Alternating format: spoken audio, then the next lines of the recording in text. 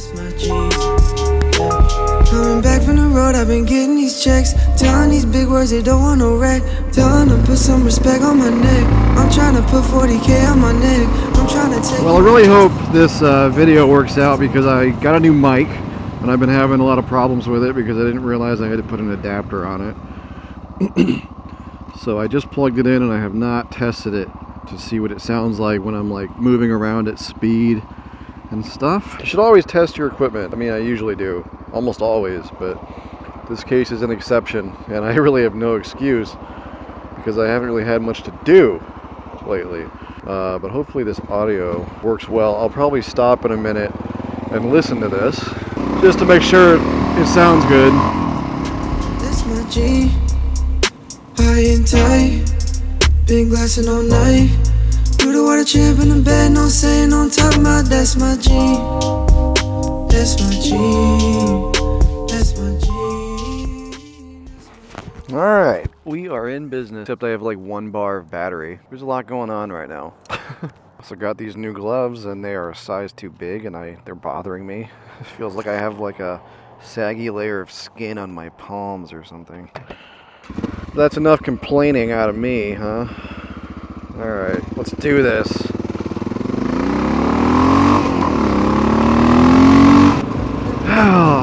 You know when like something bad happens and you have to explain it to a kid? You kind of tell the kid some of the facts, kind of on a need-to-know basis, enough to calm them down and tell them what's going on in a light version.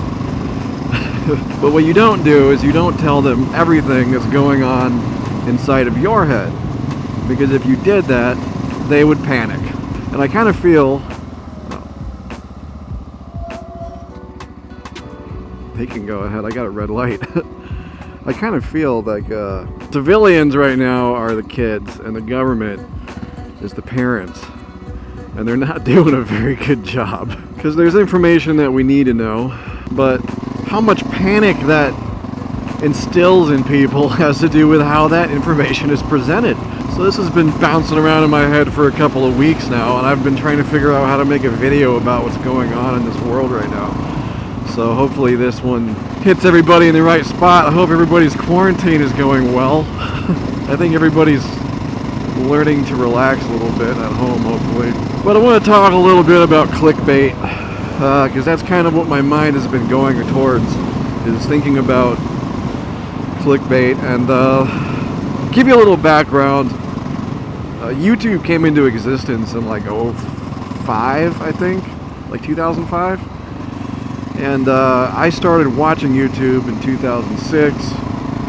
I think I had a YouTube account back then too. I put up skateboarding videos and stuff. I kind of wish I had kept that. But I watched YouTube from that point on, and I watched it grow, you know, and it used to just be a place where people could post just a video about them playing guitar or something. And it was really basic. And so as things grew, YouTube realized what they were onto and realized that people were going to start creating like real content. And so to make that easier for folks, they started implementing tools, and one of those original tools was like a custom thumbnail. That was like a big thing, and they implemented that. It used to be that like if you uploaded a video, you had to pick like a, you know, a frame from your video, and that's just how it was. But once they allowed the custom thumbnails, like it really introduced a whole new concept of clickbait.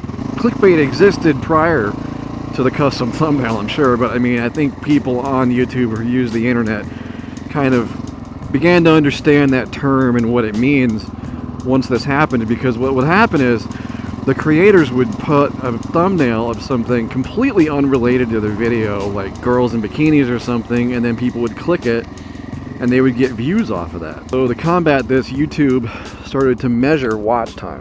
That way they can tell if you click a video and you only watch it for 5 seconds, they know it's not very good, and then they don't promote that video in suggestions very often. So this kind of teetered people away from doing complete bullshit thumbnails where they would completely lie about what's in the video. But as time went on, you know, big YouTube channels really figured out how to get it right. And what they would do is they would walk the line between lying and and telling the truth in their thumbnail. So you'd end up with a video thumbnail where you'd click and it would look really exciting, and then you'd get to the video and find out, you know, maybe it's not exactly what you thought it was, but it's still, you still have faith in the content of the video, so you watch it, I guess, if that makes sense. But my point is, over time, I mean, like, as a content creator, when you make a thumbnail, you have an ethical choice to make. Like, how much are you gonna lie to your viewers about what's in the video? You know, like, are you gonna just, like, you can do it using a picture or a text. Like, I could Photoshop a picture of my motorcycle upside down in a ditch and say, holy shit, I crashed. And then you click on the video and it turns out I was kidding, you know, but that's a lie, you know? So, like, I've always steered away from doing severe clickbait because I feel like people would lose confidence, like lose faith in me. I feel like the viewers on this channel kind of have like a relationship with me and a relationship with the content, and so I don't like doing that kind of stuff. But anyway, people have gotten really good at this, and this is a thing called clickbait because it's sort of like it's baiting you to click on the picture because it looks nice, and then generally speaking, when we're referring to clickbait, the content of the thing that you clicked is not precisely what you thought it was, you know? So how does this relate to what is going on in the world? Well, with the internet has come a 24-hour news cycle, and we have media companies that are independent of each other, that earn money, and they are competing against each other. And so, because we can report pretty much anything we want, I don't really know what the details are, what the rules are, but you can seemingly report information in videos on your website or in your articles any time of the day, all the time. So we have these media companies that are competing against each other for clicks, and then you end up with people doing clickbait that is like really serious shit. Like, it's one thing if you do clickbait on a video about a motorcycle doing a wheelie and crashing, and it's another thing when you do clickbait on a video that's involving something that's sending the world into panic. Like, this is a really big deal. So the other day at work, I clicked on Google's finance page, go look at the stock market and just see what's going on, and I saw this article. And let me read to you what the headline was. The headline for this article reads, "Meat plants are shutting down as workers get sick." And I thought, oh shit, I wonder what's going on. So I clicked on it. The first line in this article says, across the country, major meat processors are starting to shut down plants as employees are getting infected by coronavirus. And I thought, that's a pretty bold statement. That's crazy. I go on to read. It turns out 2 plants, one in Pennsylvania and one in Iowa, have decided to shut down operations due to some people getting sick. And if you continue reading, it says they don't anticipate any shortages for the consumer, and they're redirecting their supply to different plants. This is literally having no effect, and it is not affecting plants across the country. It is affecting 2 plants. 2 plants. Now, this is CNN, mind you. Like, this is not like some independent blogger guy. This is a legit news outlet. Now, in their defense, the article itself is fine. It's informative.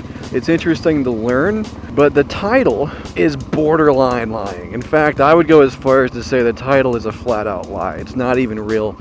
And when you say something like meat plants across the country are shutting down, it implies that there's like a real catastrophe happening. And the problem is, like, a lot of people will log on to the finance page to look up a stock, and they'll read that headline and they won't click the article, and they won't take the 5 or 10 minutes it took to read it. And so then they go home and they tell their wife, hey, honey, meat plants across the country are shutting down. We should go buy some meat. And then what happens? You have a shortage of meat because people are buying it and freezing it. Like, I'm not saying that one article is going to cause that to happen, but it has the potential to do that. For clickbait to be used in serious matters like that. Like, it's one thing to just put pictures of bikinis on your thumbnail, but this is not the same thing as that. you know? And I don't know what the solution is, but I think a lot of people should understand that what clickbait is and that it's serious. So I understand this because I started making YouTube content, you know, and I started following YouTube, and I don't know how many of you guys, you know, are in the generation that did that, and how many of you guys are really up to speed on kind of how internet media works. So I wanted to talk about this because it drives me nuts, you know, and I want people to understand that when you read a headline, like, you really have to be careful, because they are going to make that up. They're going to make stuff up to get you to click it, because they make money when you click it. There are ads on those pages. They get paid per ad impression, right? So when someone is on that page and they are exposed to all those advertisements, that's how these companies make money. And they do that by getting you to open the page. So like, they will tell you that the world is coming to an end if they think it's gonna get you to click on that shit. It's crazy to me, because this is like, I always thought that maybe when like this shit hits the fan, we'd have our shit together. We would at least have some kind of, we would make it work, you know? And quarantining is a great idea, and it's going to work, but the way that it's been portrayed does not need to induce this much panic. It doesn't need to be like this, but it is like this because we have a world economy that makes money by getting clicks on things that they can lie to you to get you to click on. Yeah, I don't know what else to say. I mean, I don't know. It's like, you know, like, what happens when the aliens come? What happens when extraterrestrials show up and they're like, hey, you know what? We'll take this or something. You know, what happens then? Like, imagine that. Imagine the propaganda that would be going out. And that's really, I hate to use that word in reference to my own country, but I feel like it's propaganda. It's borderline propaganda because it's not true. And the people that are promoting it are doing it for their own self-interest. They're doing it for their own profit. And they're allowed to do it, you know, because of capitalism primarily. I don't know how this would work in other countries, but in the United States, like, it's like, I don't think CNN can get in trouble for doing that, you know? But it really pissed me off when I see that. Then every day I open up Internet Explorer and I get hit with some headline that, like, I don't even know if any of it's real. I don't know. Like, until you actually open the article and read all the way through it, you have no idea how far they were pushing the line for the clickbait, you know? It's really hard to tell. I always try not to do it that much. I've seen other vloggers who, like, really push the clickbait, and it's good. It's good if everybody's on board, but, like, I don't know. I have a guilt complex about doing that, you know? So I feel weird about trying too hard to really convince people to click on stuff. Anyway, that's my rant. I hope that it doesn't upset anybody. I've been doing maintenance on my motorcycle. I changed the oil yesterday. This weekend I'm gonna put brakes in the front. I put brakes on the back, but I didn't film it. So one of these days I'm gonna edit together like a maintenance video where it's just literally video of me working on the motorcycle with some music, and it should be nice actually. So look forward to that, and I hope everybody has a great extended weekend. That is, if you're still even working. I don't know how many of you guys are even working right now. I'm working because I'm considered an essential employee. I saw this and I thought, I should go see what this is. I've been over here before, I just always forget. And it changes over, like, every season this whole area looks different.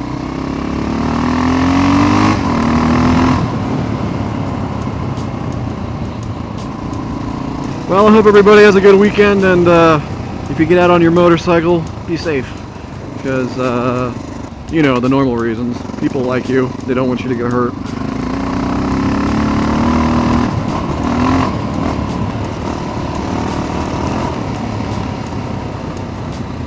As I hit bumps at high speed, I gotta turn around. Because I have been over here before, and I know how this road ends. It ends with a fence. fence that I cannot cross. Ugh. Oh, almost dropped my bike right there. I might do some actual off-roading tomorrow. We'll see.